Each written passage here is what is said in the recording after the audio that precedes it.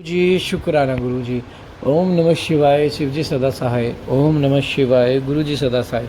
संगत जी, गुरु जी का अनंतम शुक्राना, लख लख शुक्राना। संगत जी, शिव पुराण का पाठ बहुत ही ब्लेस पाठ होता है, वो बहुत किस्मत से सुनने को मिलता है। आंटी जी फ्रांस बैठ के शिव पुराण के पाठ की सेवा कर रही हैं। गुरु जी क्यों करवा रहे हैं, इसका एक कारण है संगत जी, क्योंकि गुरु जी को अपनी प्यारी संगत का कल्याण करना है। गुरुजी को अपनी प्यारी संगत का उनके घर बैठे उन्हें शिव पुराण सुना के उनके हर दुख को दूर करना है। गुरुजी को अपनी प्यारी संगत को हमेशा खुश देखना है। गुरुजी हमारे साथ हमारे कर्म को इस तरह काटते हैं कि हमें पता भी नहीं चलता कब हमारे कर्म कट रहे हैं शिव पुराण सुनते सुनते। संगत जी, आंटी जी इतना परेशान थी तब आंटी जी हमारे से कांटेक्ट किया, तो हमने आंटी जी को मतलब हम कौन होते दे सेवा देने वाले, गुरुजी ने सेवा दी कि शिव पुराण की। आंटी जी रेगुलर सेवा कर रही हैं। संगत जी, आप इस सेवा का लाभ उठाओ, ये आप लोगों के कल्याण के लिए हो रही है। आप सुनो शिव पुराण के पाठ को। आइए पाठ को शुरू करते हैं। संगत जी, ब्लैक मैजिक, नेगेटिविटी किसी के काम नहीं बनते। आप देखना शिव पुराण को जैसे जैसे आप सुनना शुरू करना, कुछ दिन होंगे, देखना आपको धीरे धीरे कैसे आपके घर में पॉजिटिव वातावरण बनता चला जाएगा। तो संगत जी, बस मैं आपको यही कहूँगा, गुरुजी पे विश्वास रखो। गुरुजी चमत्कार बहुत करते हैं। गुरुजी टेम्परेरी नहीं परमानेंट देते हैं। आइए पाठ शुरू करते हैं। जय गुरु जी। ऐसा कहने पर वीरभद्र ने बड़ी ताबड़ से दक्ष का धड़ लाकर उनके सामने डाल दिया। दक्ष के शव को शरीर से रही देखकर लोक कल्याणकारी भगवान शंकर ने आगे खड़े हुए वीरभद्र से हंसकर कहा, दक्ष का सिर कहाँ है? तो प्रभावशाली वीरभद्र ने कहा, प्रभु शंकर, मैंने तो उसी समय दक्ष के सिर को आग में हूम दिया था। वीरभद्र की बात सुनकर भगवान शंकर ने देवताओं को प्रसन्नता पूर्वक वैसी आज्ञा दी जो पहले दे रखी थी। भगवान भव ने उस समय जो कुछ कहा था उसकी मेरे द्वारा पूर्ति कराकर श्री हरि आदि सभी देवताओं ने भृगु सभी को शीघ्र ठीक कर दिया। तंत्र शंभु के आदेश से प्रजापति धड़ के साथ यज्ञ पशु बकरे का सिर जोड़ दिया गया। उस सिर के जोड़ जाते शंभु की दृष्टि शुभ पड़ने पर प्रजापति के शरीर में प्राण आ गए। वह तत्काल सोकर जगे हुए पुरुष की भांति उठकर खड़े हो गए। उठते ही उन्होंने अपने सामने करुणानिधि भगवान शंकर को देखा। देखते ही दक्ष के हृदय में प्रेम उमड़ आया। उस प्रेम ने अंतःकरण को निर्मल और प्रसन्न कर दिया। पहले महादेव जी ने द्वेष करने का उनका अंतःकरण मलिन हो गया था, परंतु उस समय शिव के दर्शन मात्र तत्काल शरद ऋतु की चंद्रमा की भांति निर्मल हो गए। उनके मन में भगवान शिव की स्तुति करने का विचार उत्पन्न हो गया, परंतु वे अनुराग अधिक होने के कारण मरी हुई पुत्री का स्मरण करके व्याकुल होकर तत्काल उनका स्तवन न कर सके। थोड़ी देर बाद उनका मन स्थिर होने दक्ष ने लज्जित होकर लोक शंकर शिव को प्रणाम किया और उनकी स्तुति आरंभ की। उन्होंने भगवान शंकर की महिमा गाते हुए बार बार प्रणाम किया। फिर अंत में कहा, परमेश्वर, आपने ब्रह्मा होकर सबसे पहले आत्म तत्व का ज्ञान प्राप्त करने के लिए अपने मुख से विद्या, तप और व्रत धारण कर ब्राह्मणों को उत्पन्न किया था। जैसे ग्वाला लाठी लेकर गौओं की रक्षा करता है, उसी प्रकार मर्यादा का पालन करने वाला परमेश्वर दंड धारण किए उन सभी ब्राह्मणों को सभी विपत्तियों से रक्षा करते हैं। मैंने दुर्वचन रूपी बाणों से आप परमेश्वर को बीन डाला था, फिर भी आप मुझ पर अनुग्रह करने के लिए यहाँ आ गए हैं।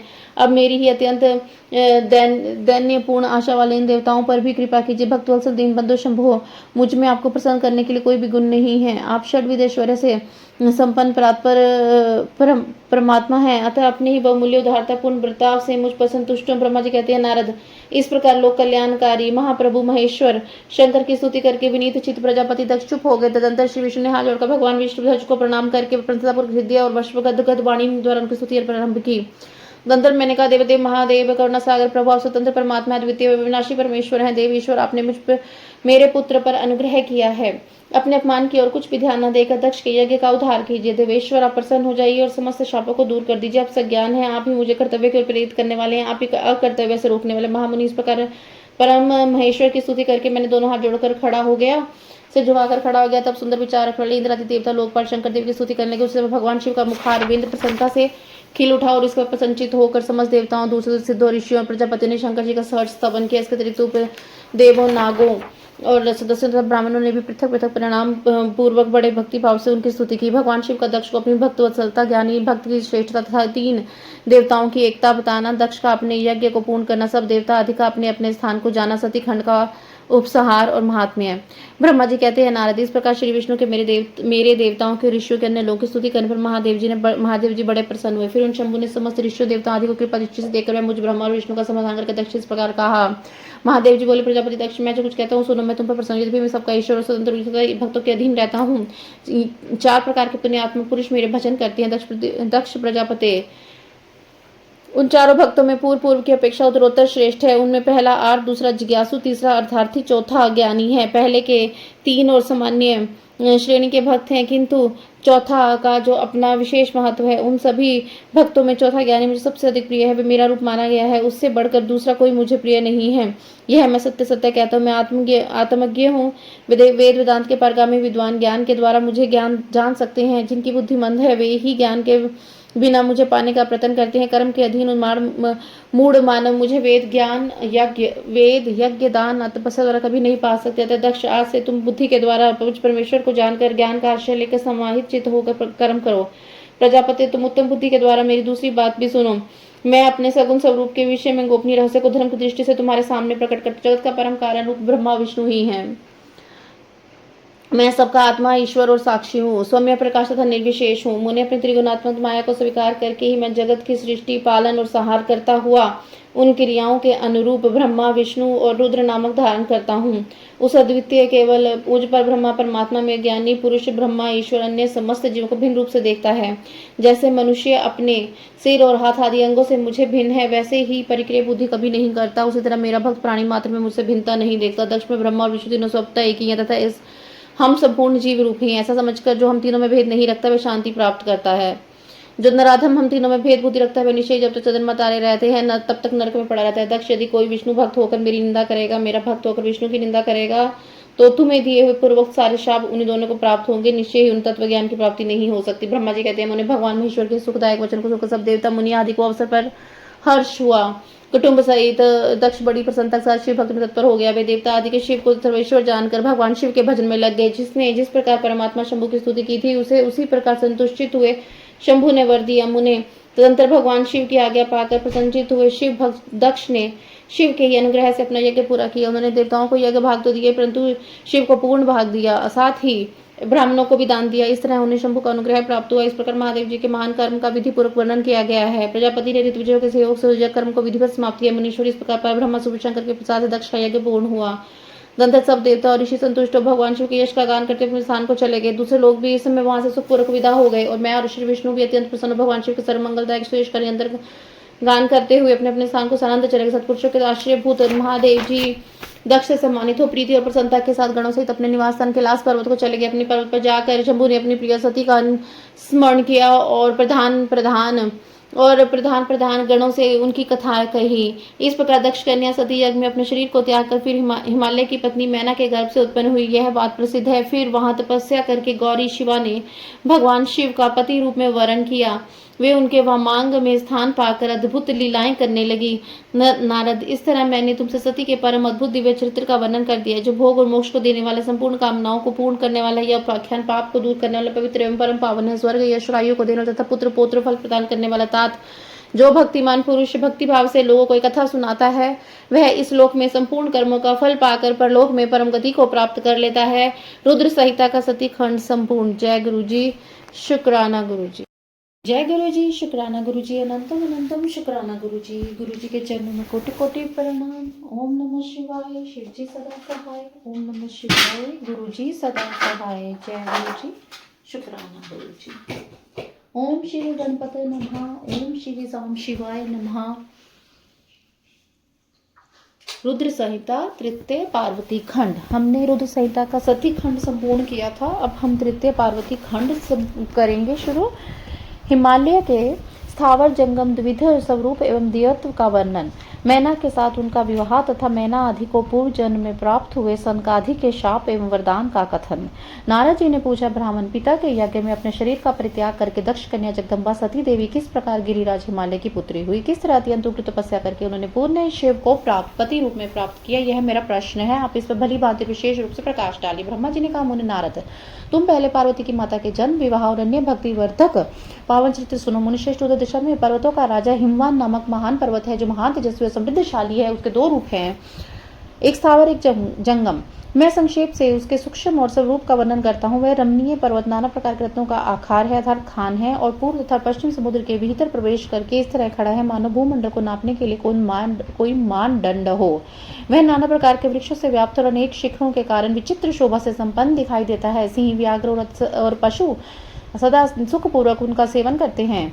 हिम का तो वही भंडार है, इसलिए अत्यंत उग्र जान पड़ता है। भांति भांति के आश्चर्यजनक दृश्यों से उनकी विचित्र शोभा होती है। देवता, ऋषि, सिद्ध, मुनि उन पर्वत का आश्रय लेकर रहते हैं। भगवान शिव को वह बहुत ही प्रिय है। तपस्या करने का वह स्थान है, सब रूप से भी अत्यंत पवित्र और महात्माओं को पवित्र करने वाला है। तपस्या में यह अत्यंत शीघ्र सिद्धि देने वाला है।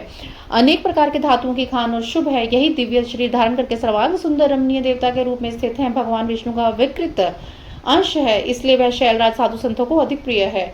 एक समय गिरिवर हिमवान ने अपने कुल परंपरा की स्थिति और धर्म की वृद्धि के लिए देवता तथा पितरों का हित करने की अभिलाषा से अपना विवाह करने की इच्छा की। मुनीश्वर उस अवसर पर संपूर्ण देवता अपना स्वार्थ विचार करके दिव्य पितरों के पास आकर उनसे प्रसन्नता पूर्वक बोले। देवताओं ने कहा, पितरों, आप सब लोग प्रसन्नचित होकर हमारी बात सुनिए, और यदि देवताओं का कार्य सिद्ध करना हो तो अभीष्ट हो शीघ्र वैसा ही करे। आपकी ज्येष्ठ पुत्री जो मैना नाम से प्रसिद्ध मंगल रूपिणी है, उसका विवाह आप लोग अत्यंत प्रसन्नता पूर्वक हिमवान पर्वत से कर दीजिए। ऐसा करने पर आप सब लोगों को सर्वथा महान लाभ होगा और देवताओं के दुखों का निवारण भी पग पग पर होता रहेगा। देवताओं की यह बात सुनकर पितरों ने परस्पर विचार करके सब कृति दे दी और अपनी पुत्री मैना को विधि पूर्वक हिमालय के हाथ में दे दिया। उन परम मंगलमय विवाह में बड़ा उत्सव मनाया गया। मुनीश्वर नारद मैना के साथ हिमालय के शुभ विवाह का यह सुखद प्रसंग मैंने तुमसे प्रसन्नता पूर्वक कहा है, अब और क्या सुनना चाहते हो?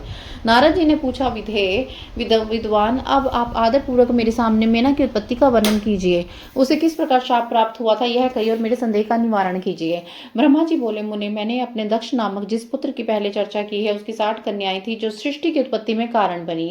नारद दक्ष ने कश्यप आदि श्रेष्ठ मुनियों के साथ उनका विवाह किया था। यह सब वृत्तांत तो तुम्हें विदित है, और प्रस्तुत विषय को सुनो। उन कन्याओं में एक स्वधा नाम की कन्या थी जिसका विवाह उन्होंने पितरों के साथ किया। स्वधा की 3 पुत्रियां थी जो सौभाग्यशालिनी और धर्म की मूर्ति थी। उनमें से ज्येष्ठ पुत्री का नाम मैना था, मजली धन्या के नाम से प्रसिद्ध थी, और सबसे छोटी कन्या का नाम कलावती था। वे सारी कन्याएं पितरों की मानसी पुत्रियां थी, उनके मन से प्रकट हुई थी। उनका जन्म किसी माता के गर्भ से नहीं हुआ था, अयोनिजा थी, केवल लोक व्यवहार से स्वधा की पुत्री मानी जाती थी। इसके सुंदर नामों का कीर्तन करके मनुष्य संपूर्ण अभीष्टों को प्राप्त कर लेता है। वे सदा संपूर्ण जगत को वंदनीय लोक माताएं हैं और उत्तम अभ्युदय से सुशोभित रहती हैं। सबकी सब परम योगिनी, ज्ञान विधि तथा तीनों लोकों में सर्वत्र जा सकने वाली है। मुनीश्वर, एक समय वे तीनों बहनें भगवान विष्णु के निवास स्थान श्वेतद्वीप में दर्शन करने के लिए गई। भगवान विष्णु को प्रणाम करके भक्ति पूर्व उनकी स्तुति करके वे उन्हीं की आज्ञा से वहीं ठहर गई। उसी समय वहां संतों का बड़ा भारी समाज एकत्रित हुआ था। मुनि, उसी अवसर पर मेरे पुत्र सनकादिक सिद्धगण भी वहां गए। श्री हरि की स्तुति वंदना करके उनसे आगे लेकर वहां ठहर गए। सनकादि मुनि देवताओं के आदि पुरुष लोक संपूर्ण लोकों में वंदित है। वे सब वहां आकर खड़े हुए। उसी समय श्वेतद्वीप के सब लोगों ने प्रणाम करते हुए खड़े हो गए, परंतु ये तीनों बहनें उन्हें देखकर भी नहीं खड़ी हुई। इससे सनत कुमार ने उनको मर्यादा रक्षात स्वर्ग से दूर होकर नर स्त्री बनने का शाप दिया। फिर उनके प्रार्थना करने पर प्रसन्न हो गए और बोले। सनत कुमार ने कहा, पितरों की तीनों कन्याएं, तुम प्रसन्नचित होकर मेरी बात सुनो। यह तुम्हारे शोक का नाश करने वाली है, सदा ही तुम्हें सुख देने वाली है। तुमसे जो ज्येष्ठ है वह भगवान विष्णु की अंशभूता हिमालय गिरी की पत्नी हो। उसे जो कन्या होगी वह पार्वती के नाम से विख्यात होगी। पितरों की दूसरी प्रिय कन्या योगिनी धान्या राजा जनक की पत्नी होगी। उसी कन्या के रूप में महालक्ष्मी अवतीर्ण होगी जिनका नाम सीता होगा। इसी प्रकार पितरों की छोटी पुत्री कलावती द्वापर के अंतिम भाग में वृषभानु वैश्य की पत्नी होगी और उनके प्रिय पुत्री राधा के नाम से विख्यात होगी। योगिनी मेनका का पार्वती जी के वरदान से अपने पति के साथ उसी शरीर में कैलाश नामक परम पद को प्राप्त हो जाएगी। धन्या और उनके पति जनक कुल में उत्पन्न हुए जीवन मुक्त महायोगी राजा शीरध्वज लक्ष्मी स्वरूपा सीता के प्रभाव से वैकुंठ धाम में जाएंगे। वृषभानु के साथ वैवाहिक मंगल कृत्य संपन्न होने के कारण जीवन मुक्त योगिनी कलावती भी अपनी कन्या राधा के साथ गोलोक धाम में जाएगी, इसमें संशय नहीं है। विपत्ति में पड़े बिना कहाँ किनकी महिमा प्रकट होती है। उत्तम कर्म करने वाले पुण्यात्मा पुरुषों का जब संकट टल जाता है तब उन्हें दुर्लभ सुख की प्राप्ति होती है। अब तुम लोग प्रसन्नता पूर्वक मेरी बात सुनो, जो सदा सुख देने वाली है। मैना की पुत्री जगदम्बा पार्वती देवी अत्यंत दुस्सह तप करके भगवान शिव की पत्नी प्रिय पत्नी बनेगी। धन्या की पुत्री सीता भगवान श्री राम जी की पत्नी होंगी और लोकाचार का आश्रय लेकर श्री राम के साथ विहार करेंगी। साक्षात गोलोक धाम में निवास करने वाली राधा ही कलावती की पुत्री होगी, जो गुप्त स्नेह में बंधकर श्री कृष्ण की प्रियतमा बनेगी। ब्रह्मा जी कहते हैं, नारद, इस प्रकार शाप के व्यास दुर्लभ वरदान देकर सबके द्वारा प्रशंसित भगवान सनत कुमार मुनि भाइयों सहित वहीं अंतर ध्यान हो गए। तात पितरों की मानसी पुत्री वे तीनों बहिनें इस प्रकार शाप मुक्त होकर सुख पाकर तुरंत अपने घर को चली गई। देवताओं का हिमालय के पास जाना और उनसे सत्कृत होम आराधन की विधि बता स्वयं भी एक सुंदर स्थान में जाकर उनकी स्तुति करना। नारद जी बोले, महामते, आपने मैना के पूर्व जन्म की यह शुभ एवं अद्भुत कथा कही है, उनके विवाह का प्रसंग भी मैंने सुन लिया, अब आगे की उत्तम चरित्र का वर्णन कीजिए। ब्रह्मा ने कहा, नारद, जब मैना के साथ विवाह करके हिमवान अपने घर को गए, तब तीनों लोकों में बड़ा भारी उत्सव मनाए गए। हिमालय भी अत्यंत प्रसन्न और मैना के साथ अपने सुखदायक सदन में निवास करने लगे। मुनि उसी समय श्री विष्णु आदि समस्त देवता और महात्मा मुनि गिरिराज के पास गए। उन सभी देवताओं को आया देखकर महान हिमगिरि ने प्रशंसापूर्वक उन्हें प्रणाम किया और अपने भाग्य की सराहना करते हुए भक्ति भाव से उन सब का आदर सत्कार किया। हाथ जोड़कर मस्तक झुकाकर वे बड़े प्रेम से स्तुति करने को उद्यत हुए। शैलराज के शरीर में महान रोमांच हो आया, उनके नेत्रों से प्रेम के आंसू बहने लगे। मुनि हिमशैल ने प्रसन्न मन से अत्यंत प्रेम पूर्वक प्रणाम किया और विनीत भाव से खड़े होकर श्री विष्णु और देवताओं से कहा, हिमाचल बोले, आज मेरा जन्म सफल हो गया, मेरी बड़ी भारी तपस्या सफल हुई, आज मेरा ज्ञान सफल हुआ और आज मेरी सारी क्रियाएं सफल हो गई। मैं धन्य हूँ, मेरी सारी भूमि धन्य है, मेरा कुल धन्य है, मेरी स्त्री, मेरा सब कुछ धन्य हो गया, इसमें संशय नहीं है, क्योंकि आप सब महान देवता एक साथ मिलकर एक ही समय पधारे हैं। मुझे अपना सेवक समझकर प्रसन्नता पूर्वक उचित कार्य के लिए आज्ञा दे। हिमगिरि का यह वचन सुनकर वे सब देवता बड़े प्रसन्न हुए और अपने कार्य की सिद्धि मनाते हुए बोले। देवताओं ने कहा, महाप्रज्ञ हिमाचल, हमारा हितकारक वचन सुनो। हम सब लोग जिस काम के लिए यहाँ आए हैं उसे प्रसन्नता पूर्वक बता रहे हैं। गिरिराज, पहले तो जगदम्बा उमा दक्ष कन्या सती के रूप में प्रकट हुई, रुद्र पत्नी होकर सुदीर्घ काल तक इस भूतल पर क्रीड़ा करती रही। वे ही अंबिका सती अपने पिता से अनादर पाकर अपनी प्रतिज्ञा का स्मरण करके यज्ञ से शरीर त्याग कर अपने परम धाम को पधारी। हिमगिरि यह कथा लोक में विख्यात है और तुम्हें भी विदित है। यदि वे सती पुनः तुम्हारे घर में प्रकट हो जाए तो देवताओं का महान लाभ हो सकता है। ब्रह्मा जी कहते, श्री विष्णु आदि देवताओं के बाद सुनकर गिरिराज हिमालय मन में प्रसन्न आदर से झुक गए और बोले, प्रभु, ऐसा हो तो बड़े सौभाग्य की बात है। तदंतर वे देवता उन्हें बड़े प्रेम से उमा को प्रसन्न करने का विधि बताकर स्वयं सदाशिव पत्नी उमा की शरण में गए और उसी स्थान में स्थित होकर समस्त देवताओं ने जगदम्बा का स्मरण के बारंबार प्रणाम करके श्रद्धा पूर्वक उनकी स्तुति करने लगे। देवता बोले, शिवलोक में निवास करने वाली देवी उमे जगदम्बे, सदाशिव प्रिय दुर्गे महेश्वरी, हम आपको नमस्कार करते हैं। आप पावन शांत स्वरूप श्री शक्ति हैं, परम पावन पुष्टि हैं, व्यक्त प्रकृति महातत्व ये आपके ही रूप हैं। हम भक्तिपूर्वक आपको नमस्कार करते हैं। आप कल्याणमय शिवा हैं, आपके हाथ में कल्याणकारी हैं, आप शुद्ध स्थूल सूक्ष्म सबका परमाश्रय हैं। अंत विद्या सुविद्या से अत्यंत प्रसन्न रहने वाली आप देवी को हम प्रणाम करते हैं। आप श्रद्धा, आप धृति हैं, आप श्री, आप ही सबको व्याप्त रहने वाली देवी हैं। आप ही सूर्य की किरणें हैं और आप ही अपने प्रपंच को प्रकाशित करने वाली हैं। ब्रह्मांड रूप शरीर में जगत के जीवों में रहकर जो ब्रह्मा से लेकर तृण पर्यंत संपूर्ण जगत की पुष्टि करती हैं, उन आदि देवी को हम नमस्कार करते हैं। आप ही वेद माता गायत्री हैं, आप ही सावित्री सरस्वती हैं, आप ही संपूर्ण जगत के वर्ता नामक वृत्ति हैं, आप ही धर्म स्वरूप वेदत्री हैं, आप ही संपूर्ण भूतों में निद्रा बनकर रहती हैं, आप ही शुद्धा तृप्ति भी हैं, आप ही तृष्णा कांति छवि तुष्टि सदा संपूर्ण आनंद को देने वाली, आप ही पूर्ण पुण्यकर्ताओं के यहाँ लक्ष्मी बनकर रहती हैं और आप ही पापियों के घर में सदा ज्येष्ठा के रूप में निवास करती हैं। आप ही संपूर्ण जगत की शांति हैं, आप ही धारण करने वाली धात्री एवं प्राणों का पोषण करने वाली शक्ति हैं, आप ही पांचों भूतों के साथ तत्व को प्रकट कर तत्व स्वरूप है। आप ही नीतिज्ञों की नीति व्यवसाय रूपणी है, आप ही सामवेद की गीति हैं, आप ही ग्रंथी हैं, आप ही यजुर् मंत्र की आहुति, आप ऋग्वेद की माता अथर्ववेद की परम गति भी आप ही हैं, जो प्राणियों के नाक कान नेत्र मुख भुजा वक्षस्थल और हृदय से धृति रूप से स्थित होकर सदा ही उनके लिए सुख का विस्तार करती है, जो निद्रा के रूप में संसार के लोगों को अत्यंत सुभग प्रतीत होती है। ये उमा देवी और जगत की स्थिति एवं पालन के लिए हम सब पर प्रसन्न है। इसी प्रकार जगत जननी सती साध्वी महेश्वरी उमा की स्तुति करके अपने हृदय में विशुद्ध प्रेम लिए वे सभी देवता उनके दर्शन की इच्छा से वहां खड़े हो गए। गुरुजी शुक्राना, गुरुजी अनंतम अनंतम शुक्राना, गुरुजी नमः शिवाय, शिवजी सदा सहाय, ओम नमः शिवाय, गुरुजी सदा सहाय, ओम गणपते नमः, ओम श्री साम शिवाय नमः, ओम संक्षिप्त शिव पुराण रुद्र संहिता। उमा देवी का दिव्य रूप से देवताओं को दर्शन देना, देवताओं का उनसे अपना अभिप्राय निवेदन करना और देवी का अवतार लेने की बात स्वीकार करके देवताओं को आश्वासन देना। ब्रह्मा जी कहते हैं, नारद देवताओं की इस प्रकार स्तुति करने पर दुर्गम पीड़ा का नाश करने वाली जगत जननी देवी दुर्गा उनके सामने प्रकट हुई। वे परम अद्भुत दिव्य रत्नमय रथ पर बैठी हुई थी। उस श्रेष्ठ रथ में घुंघरू लगे हुए थे, मुलायम बिस्तर बिछे थे। उनके श्री विग्रह का एक एक अंग करोड़ों सूर्य से व्यधिक प्रकाशमान और रमणीय था। ऐसे वैसे अत्यंत उद्वासित हो रही थी, सब और फैली हुई अपने तेजो राशि के मध्य भाग में विराजमान थे। उनका रूप बड़ा ही सुंदर था, उनकी छवि कहीं तुलना कई तुलना नहीं थी। सदाशिव के साथ विलास करने वाली महामाया का किसी के साथ समानता नहीं थी। शिवलोक में निवास करने वाली ये देवी त्रिविधि से गुणों से युक्त थी। प्रकृति गुणों का भाव होने का निर्गुणा कहा जाता है। वे नित्य रूप है, दुष्टों पर प्रचंड कोप के कारण चंडी कहलाती हैं, परंतु सब रूप से शिवा है। सबकी संपूर्ण पीड़ाओं का नाश करने वाली तथा संपूर्ण जगत की माता है। वे ही प्रलय काल में महानिद्रा होकर सबको अपने अंक में सुला देती तथा वे समस्त स्वजनों का संसार सागर से उद्धार कर देती हैं। शिवा देवी की तेज राशि के प्रभाव से देवताओं ने अच्छी तरह से न देख सके। तब उनके दर्शन के अभिलाषा से देवताओं ने फिर उनका उनके अंदर दर्शन की इच्छा रखने वाले विष्णु आदि सभी देवताओं जगदम्बा की कृपा पाकर वहां उनके सुस्पष्ट दर्शन कर सके। इसके बाद देवता बोले, अंबिके महादेवी, हम सदा आपके दास हैं, आप प्रसन्नतापूर्वक हमारा निवेदन सुने। पहले आप दक्ष की पुत्री के रूप में अवतीर्ण होकर लोक में रुद्रदेव की वल्लभा हुई थी। उसी समय आपने ब्रह्मा जी के तथा दूसरे देवताओं के महान दुख का निवारण किया। तदनंतर पिता से अनादर पाकर अपनी की हुई प्रतिज्ञा के अनुसार अपने शरीर का त्याग कर दिया, स्वधाम में पधार गई। इससे भगवान हर को बड़ा दुख हुआ। महेश्वरी, आपके चले जाने से देवताओं का कार्य पूरा नहीं हुआ, तथा हम देवता और मुनि व्याकुल होकर आपकी शरण में आए हैं। महेशानी शिवे, आप देवताओं का मनोरथ पूर्ण करें, जिससे सनत कुमार का वचन सफल हो। देवी, आप भूतल पर अवतीर्ण होकर पुनः रुद्रदेव की पत्नी हो जाए, यथोयोग्य ऐसी लीला कीजिए जिससे देवताओं को सुख प्राप्त हो। देवी, इससे कैलाश पर्वत पर निवास करने वाले रुद्रदेव भी सुखी होंगे। आप ऐसी कृपा करें जिससे सब सुखी हो जाए, सबका दुख नष्ट हो जाए।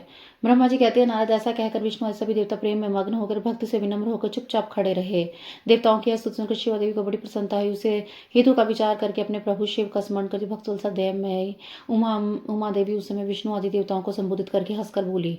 उमा ने कहा, हे हरे, हे विदेह, हे देवताओं मुनियों, तुम सब लोग अपने मन से व्यथा को निकाल दो और मेरी बात सुनो। मैं तुम पर प्रसन्न हूँ, इसमें संशय नहीं है। सब लोग अपने अपने स्थान को जाओ, चिरकाल तक सुखी रहो। मैं अवतार लेकर मैना की पुत्री होकर उन्हें सुख दूंगी और रुद्रदेव की पत्नी हो जाऊंगी।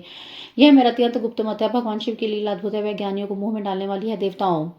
देवताओं, उस यज्ञ में जाकर पिता के द्वारा अपने स्वामी का अनादर देखकर जब से मैंने दक्ष जनी शरीर को त्याग दिया है, तब से वे मेरे स्वामी काल अग्नि रुद्रदेव तत्काल दिगंबर हो गए हैं। वे मेरी चिंता में डूबे रहते हैं। उनके मन में विचार उठा करता है कि धर्म को जानने वाली सती मेरा रोष देकर पिता के यज्ञ में गौरव मेरा अनादर देखकर मुझ में प्रेम होने के कारण उस शरीर को त्याग दिया। यही सोचकर वे बारंबार घर बार छोड़कर अलौकिक वेश धारण करके योगी हो गए। मेरी स्वरूपता सती को वियोग में महेश्वर सहन न कर सके। देवता भगवान रुद्र की भी अत्यंत इच्छा है कि भूतल पर मैना और हिमाचल के घर में मेरा अवतार हो, क्योंकि वे पुनः मेरा पानी ग्रहण करने की अधिक अभिलाषा रखते हैं। अतः मैं रुद्रदेव के संतोष के लिए अवतार लूंगी, लोके गति का आश्रय लेकर हिमालय की पत्नी मैना की पुत्री होंगी। ब्रह्मा जी कहते हैं, नारद, ऐसा कहकर जगदम्बा शिवा समस्त देवताओं को देखते ही देखते दृश्य हो गए, तुरंत अपने लोक में चलेगी। तदंतर हर्ष से भरे हुए विष्णु आदि समस्त देवता और मुनि उस दिशा को प्रणाम करके अपने धाम को चले गए।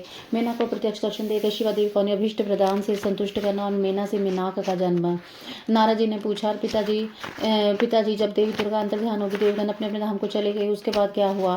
ब्रह्मा जी ने कहा, मेरे पुत्रों में श्रेष्ठ विप्रवर नारद जब विष्णु आदि देव समुदाय हिमालय को मैना देवी की आराधना करके उपदेश देकर चले गए, तब गिरिराज हिमाचल और मैना दोनों दंपति ने बड़ी भारी तपस्या की। वे दिन रात शंभु और शिवा का चिंतन करते हुए भक्ति चित्त नित्य उनकी सम्यक रीति से आराधना करने लगे। हिमवान की पत्नी मैना बड़ी प्रसन्नता से शिव सहित शिव देव की पूजा करने लगी। वे उनके संतोष के साथ ब्राह्मणों को दान देती थी। मन में संतान की कामना लिए चैत्र मास के आरंभ में 27 वर्षों तक प्रतिदिन तत्परता पूर्वक शिवा देवी की पूजा और आराधना में लगी रही। वे अष्टमी को उपवास करके नवमी को लड्डू, बलि सामग्री, पीठी, खीर और गंध पुष्प आदि देवी को भेंट करती थी। गंगा के किनारे औषधि प्रस्थ में उमा की मिट्टी की मूर्ति बनाकर नाना प्रकार की वस्तुएं समर्पित करके उनकी पूजा करती थी। मैना देवी कभी निराहार रहती, कभी व्रत के नियमों का पालन करती थी, कभी जल पीकर रहती और कभी हवा पीकर भी रह जाती थी। विशुद्ध तेज से दमकती हुई दीप्तिमती मैना ने प्रेम पूर्वक शिवा में चित्त लगाए 27 वर्ष व्यतीत कर दिए। 27 वर्ष पूरे होने पर जगन्मयी शंकर कामनी जगदम्बा उमा अत्यंत प्रसन्न हुई। मैना की उत्तम भक्ति से संतुष्ट होकर परमेश्वर देवी पर अनुग्रह करने के उनके सामने प्रकट हुई। जो मंडल के बीच में विराज मत दिव्य व्यवस्था संयुक्त उमा देवी प्रत्यक्ष दर्शन दे मैना से हंसते हुए बोली। देवी ने कहा, गिरिराज हिमालय की रानी महासाध्वी मैना, मैं तुम्हारी तपस्या से बहुत प्रसन्न हूँ। तुम्हारे मन में जो अभिलाषा उसे कहो। मैना, तुमने तपस्या, व्रत और समाधि के द्वारा जिस वस्तु के लिए प्रार्थना की है वैसा मैं तुम्हें दूंगी। तब मैना ने प्रत्यक्ष हुई कालिका देवी को देखकर प्रणाम किया और इस प्रकार कहा। मैना बोली, देवी, इस समय मुझे आपके प्रत्यक्ष रूप का दर्शन हुआ था, मैं आपकी स्तुति करना चाहती हूँ। कालिका, इसके लिए आप प्रसन्न हो। ब्रह्मा जी कहते हैं, नारद, मैना के ऐसा कहने पर सर्वमोहिनी कालिका देवी ने मन में अत्यंत प्रसन्न होकर दोनों भाव से खींचकर मैना को हृदय से लगा लिया। इससे उन्हें तत्काल महाज्ञान की प्राप्ति हो गई। फिर तो मैना देवी प्रिय वचनों द्वारा भक्ति भाव से सामने खड़ी कालिका की स्तुति करने लगी। मैना बोली, जो महामाया जगत को धारण करने वाली चंडिका, लोक धारिणी तथा संपूर्ण मनोवांछित पदार्थों को देने वाली है, उन महादेवी को मैं प्रणाम करती हूँ। जो नित्य आनंद प्रदान करने वाली माया, योग निद्रा, जगदनी तथा सुंदर कमलों की माला से अलंकृत तथा नित्य सिद्धा उमा देवी को नमस्कार करती हूँ। जो सबकी माता में ही नित्यानंद में भक्तों के शोक का नाश कर कल पर्यंत नारियों एवं प्राणियों की बुद्धि रूपिणी उन देवी को मैं प्रणाम करती हूँ। आप यतियों के अज्ञान में बंधन के नाश की हेतु पुता ब्रह्मा विद्या है। फिर मुझे से नारियां आपके प्रभाव का वर्णन क्या कर सकती हैं? अथर्ववेद की जो हिंसा है वह आप ही हैं। देवी, आपने मेरे अभिष्ट फल को सदा प्रदान कीजिए। भावी तथा दृश्य नित्य नित्य तन्मात्राओं से आप ही पंचभूत के समुदाय को संयुक्त करती हैं। आप ही उनकी शाश्वत शक्ति हैं, आपका स्वरूप नित्य है, आप समय समय पर योग युक्त एवं समर्थ नारी के रूप में प्रकट होती हैं, आप ही जगत की योनि आधार शक्ति हैं, आप ही प्रकृति तत्वों से नित्य प्रकृति कही गई हैं, जिसके द्वारा ब्रह्मा के स्वरूप को वश में किया जाता है, वह नित्य विद्या आप ही हैं। माता, आप मुझ पर प्रसन्न हुई, आप ही अग्नि के भीतर व्याप्त उग्र देहिका शक्ति हैं, आप ही सूर्य किरणों में स्थित प्रकाशिका शक्ति है, चंद्रमा में जो आदिक शक्ति का वह भी आप ही हैं। ऐसी आप चंडी देवी का मैं स्तवन और वंदन करती हूँ। आप स्त्रियों को बहुत प्रिय हैं। उधर वरेता ब्रह्मचार्य को देवभूता नित्य ब्रह्म शक्ति भी आप ही हैं। संपूर्ण जगत की वांछा तथा श्री हरि की माया भी आप ही हैं, जो देवी इच्छानुसार रूप धारण करके सृष्टि पालन और सहारमयी हो उन कार्यों का संपादन करते हैं। तब ब्रह्मा विष्णु आदि रुद्र की हेतुभूता है, वे आप ही हैं। देवी, आज आप मुझ पर प्रसन्न हो, आपका पुनः मेरा नमस्कार है। ब्रह्मा जी कहते हैं, नारद मैना के इस प्रकार स्तुति करने पर दुर्गा कालिका ने पुनः उन मैना देवी से कहा, तुम अपना मनोवांछित वर मांग लो। हिमाचल प्रिय, तुम मुझे प्राणों से प्यारी हो, तुम्हारी जो इच्छा वह वर मांगो, उसे मैं निश्चय ही दे दूंगी। तुम्हारे लिए मुझे कुछ भी अधेय नहीं है। महेश्वरी उमा का मृतपान के वज्र सुन के हिम गिरी कामिनी मैना बहुत संतुष्ट और इस प्रकार बोली, शिव आपकी जय हो, जय हो। उत्कृष्ट ज्ञान वाली महेश्वरी जगदम्बे का, यदि मैं वर पाने की योग्य हूँ तो फिर आपसे श्रेष्ठ वर मांगती हूँ। जगदम्बे, पहले तो मुझे 100 पुत्र हों, उन सबकी आयु बहुत बड़ी हो, वे बल पराक्रम से युक्त रिद्धि सिद्धि से संपन्न हो। उन पुत्रों के पश्चात मेरी एक पुत्री हो, जो स्वरूप और गुणों से शोभित होने वाली हो, वह दोनों को लोगों आनंद देने वाली तीनों लोकों में पूजित हो। जगदम्बिके शिवे, आप ही देवताओं का कार्य सिद्ध करने के लिए मेरी पुत्री रुद्रदेव की पत्नी हो जाए, तदंतर लीला कीजिए। ब्रह्मा जी कहते हैं, नारद मेनका की बात सुनकर प्रसन्न देवा देवी उमा ने उनके मनोरथ को पूर्ण करने के लिए मुस्कुराकर कहा। देवी बोली, पहले में तुम्हें 100 बलवान पुत्र होंगे, उनमें से एक सबसे अधिक बलवान और प्रधान होगा, जो सबसे अधिक पहले संतुष्ट उत्पन्न होगा। तुम्हारी भक्ति से संतुष्ट हूँ, मैं स्वयं तुम्हारे यहाँ पुत्री के रूप में अवतीर्ण होंगे और समस्त देवताओं से सेवित उनका कार्य सिद्ध करूंगी। ऐसा कहकर जगदात्री परमेश्वरी कालिका शिवा मेनका के देखते देखते वही दृश्य होगी। तात महेश्वरी से अभीष्ट वर पाकर मेनका को बड़ा अपार हर्ष हुआ। उसके बाद तपस्या जनित सारा क्लेश नष्ट हो गया। मुनि फिर कालक्रम से मेना के गर्भ रहा और वह प्रतिदिन बढ़ने लगी। समय अनुसार उसने एक उत्तम पुत्र को उत्पन्न किया, उसका नाम मैनाक था। उसने समुद्र के साथ उत्तम मैत्री बांधी। वह अद्भुत पर्वत नाग वधुओं के उपभोग का स्थल बना हुआ है। उसके समस्त अंग श्रेष्ठ हैं। हिमालय के 100 पुत्रों में से वह सबसे श्रेष्ठ और महान बल प्रक्रम से संपन्न है। अपने बाद प्रकट हुए समस्त पर्वतों में एकमात्र मैनाक ही पर्वतराज के पद पर प्रतिष्ठित है। देवी उमा का ही मान के रीते था मैना के गर्भ में आना, गर्भावस्था देवी का देवताओं द्वारा स्तवन, उनका दिव्य रूप में प्रादुर्भाव, माता मैना से बातचीत तथा नवजात कन्या के रूप में परिवर्तित होना। ब्रह्मा जी कहते हैं, नाथतंत्र मैना और हिमालय आदर पूर्वक देव कार्य की सिद्धि के लिए कन्या प्राप्ति के हेतु वहां जगत जननी भगवती उमा का चिंतन करने लगे, जो प्रसन्न होने पर संपूर्ण विष्ट वस्तुओं को देने वाले महेश्वरी उमा अपने पूर्ण अंश से गिरिराज हिमान के चित्त में प्रविष्ट हुई। इससे उनसे शरीर में अपूर्व एवं सुंदर प्रभा उतर आई। वे आनंद मग्न हो अत्यंत प्रकाशित होने लगी। उस अद्भुत तेज राशि से संपन्न महामना हिमालय अग्नि के समान दृश्य हो गए। तत्पश्चात सुंदर कल्याणकारी समय में गिरिराज हिमालय ने अपने प्रिय मैना के उदर में शिवा के इस परिपूर्ण अंश का आधान किया। इस तरह गिरिराज की पत्नी मैना ने हिमान के हृदय में विराजमान करना धान देवी की कृपा से सुखदायक गर्भ धारण किया। संपूर्ण जगत की निवास भूता देवी की गर्भ में आने से गिरिप्रिय मैना सदा तेजोमंडल के बीच में स्थित होकर अधिक शोभा पाने लगी। अपनी प्रिय शुभांगी मैना को देखकर गिरिराज हिमवान बड़ी प्रसन्नता का अनुभव करने लगे। गर्भ में जगदम्बा के आ जाने से वे महान तेज से संपन्न हो गई। मुनि, इस अवसर में विष्णु आदि देवता और मुनियों ने वहां आकर गर्भ में निवास करने वाली शिवा देवी की स्तुति की और तदनंतर महेश्वर की नाना प्रकार से स्तुति करके प्रसन्नचित हुए। वे सभी देवता अपने अपने धाम को चले गए। जब 9वां महीना बीत गया तो 10वां भी पूरा हो जाए, जगदम्बा कालिका ने संपूर्ण समय पूर्ण होने पर गर्भस्थ शिशु की जो गति होती है उसी को धारण किया और जन्म ले लिया। उस अवसर पर आद्य शक्ति सती साधवा शिवा पहले मैना के सामने अपने रूप में प्रकट हुई। वसंत ऋतु में चैत्र मास की 9वीं तिथि को मृगशिरा नक्षत्र में आदि रात के समय चंद्र मंडल से आकाश की भांति मेनका के उदर से देवी शिवा का अपने स्वरूप में प्रादुर्भाव हुआ। उसी समय संपूर्ण संसार में प्रसन्नता छा गई। अनुकूल हवा चलने लगी जो सुंदर सुगंधित एवं गंभीर थी। वह उस समय जल की वर्षा के साथ फूलों की वृष्टि हुई। विष्णु आदि सभी देवता वहां आए। उन्होंने सबने सुखी होकर प्रसन्नता के साथ जगदम्बा के दर्शन किया। शिवलोक में निवास करने वाली दिव्य रूपा महामाया शिव कामिनी मंगलमयी कालिका माता का स्तवन किया। नारद जब देवता लोग स्तुति करके चले गए तब मेनका उस समय प्रकट हुई। नील कमल दल के समान कांति वाली श्याम वर्णा देवी को देखकर अतिशय आनंद का अनुभव करने लगी। देवी के उस दिव्य रूप का दर्शन करके गिरिप्रिय मैना को ज्ञान प्राप्त हो गया। वे उन्हें परमेश्वरी समझकर अत्यंत हर्ष से उल्लासित हो उठी और संतोष पूर्वक बोली। मैना ने कहा, जगदम्बे महेश्वरी, आपने बड़ी कृपा की है जो मेरे सामने प्रकट हुई। अंबिका, आपकी शोभा हो रही है। शिव, आप संपूर्ण शक्ति से आदि शक्ति 3 लोगों की जननी है। देवी, आप भगवान शिव को सदैव प्रिय हैं। आप संपूर्ण देवताओं से प्रशंसित पराशक्ति हैं। महेश्वरी, आप कृपा करें और इस प्रकार ध्यान में स्थित हो जाएं, साथ ही मेरी पुत्री के अनुरूप प्रत्यक्ष दर्शनीय रूप धारण करे। ब्रह्मा जी कहते हैं, नारद पर्वत पत्नी मैना की यह बात सुनकर अत्यंत प्रसन्न हुई। शिवा देवी ने उस गिरिप्रिया को इस प्रकार उत्तर दिया। देवी बोली, मैना, तुमने पहले तत्परता पूर्वक मेरी सेवा की थी। उस समय तुम्हारी भक्ति से प्रसन्न हो, मैं वर देने के लिए तुम्हारे निकट आई। वर मांगो। मेरी इस वाणी को सुनकर तुमने जो वर मांगा वह इस प्रकार है। महादेवी, आप मेरी पुत्री हो जाए, देवताओं का हित साधन करें। तब मैंने तथास्तु कहकर तुम्हें सादर वर दिया और मैं अपने धाम को चली गई। गिरी कामिनी उस वर के अनुसार समय पाकर आज मैं तुम्हारी पुत्री हुई हूँ। आज मैंने जो दिव्य रूप का दर्शन कराया उसका उद्देश्य इतना ही कि तुम्हें मेरे स्वरूप का स्मरण हो जाए, अन्यथा मनुष्य रूप में प्रकट होने पर मेरे विषय में तुम अनजान बनी रहती। अब तुम दोनों दंपति पुत्री भाव से अथवा दिव्य भाव से मेरा निरंतर चिंतन करते मुझ में स्नेह रखो, इससे मेरी उत्तम गति प्राप्त होती रहेगी। मैं पृथ्वी पर अद्भुत लीला करके देवताओं का कार्य सिद्ध करूंगी, भगवान शंभु की पत्नी होंगी और सज्जनों का संकट से उद्धार करूंगी। ऐसा कहकर जगन माता शिवा चुप हो गई और उसी क्षण माता के देखते देखते प्रसन्नतापूर्वक नवजात पुत्री के रूप में परिवर्तित हो गई। पार्वती का नामकरण विद्याधर नारद के हिमान के यहाँ जाना, पार्वती का हाथ देखकर भावी फल बताना, चिंतित हुए हिमान को आश्वासन दे पार्वती का विवाह शिव जी के साथ करने को कहना और इसके संदेह का निवारण करना। जय गुरु जी। संगत जी, अगर आपने पाठ को एंड तक सुन लिया ना, समझ लो आपने गुरु जी की एक ऐसी ब्लेसिंग्स पा ली है आपके जीवन में जो जल्दी आपके जीवन को बदलना शुरू कर देगी और जल्दी आपके घर में पॉजिटिव वातावरण बनने लग जाएगा। चैनल को सब्सक्राइब कर लो। और संगत जी, एक छोटी सी सेवा देता हूँ, पाठ को 7 संगत में शेयर कर दो। जो गुरु जी की संगत हो, जिनको आप जानते हो, जो गुरु जी के बारे में ना जानते हो, उन 7 संगत को यह पाठ शेयर कर दो ताकि उनका भी कल्याण हो सके। ये आप सबकी संगत की सेवा है जो एंड तक पाठ सुन रहे हैं। जय गुरु जी। और प्यारा सा कमेंट जरूर करें। जय गुरु जी।